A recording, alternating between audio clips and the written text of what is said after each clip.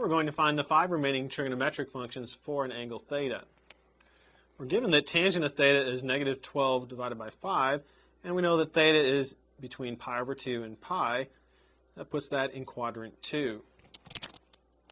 If we let point xy be on the graph of a circle, x squared plus y squared equals r squared, we know that tangent of theta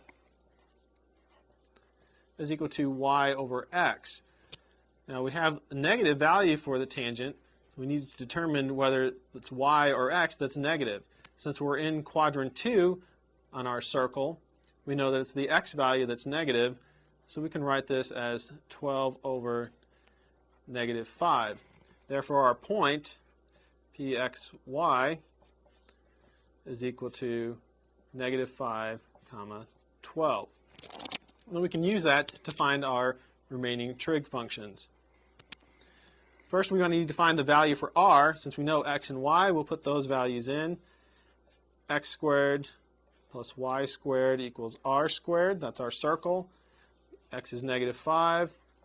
Negative 5 squared plus 12 squared equals r squared.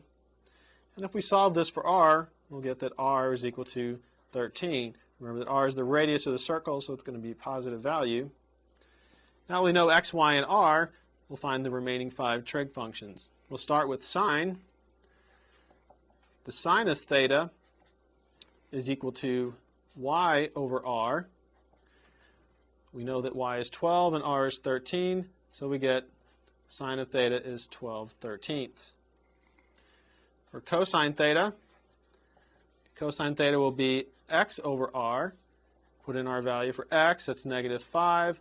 R is 13, so cosine is negative 5 over 13.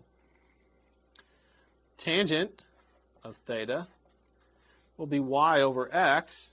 Again, putting in our values for y and x, we'll get negative 12/5.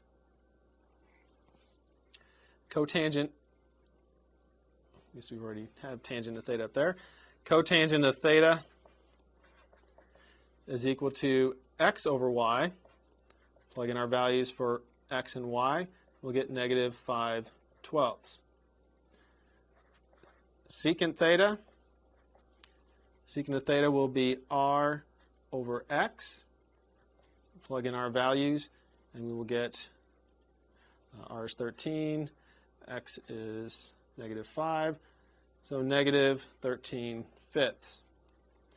Cosecant theta is equal to r over y. We plug in our values.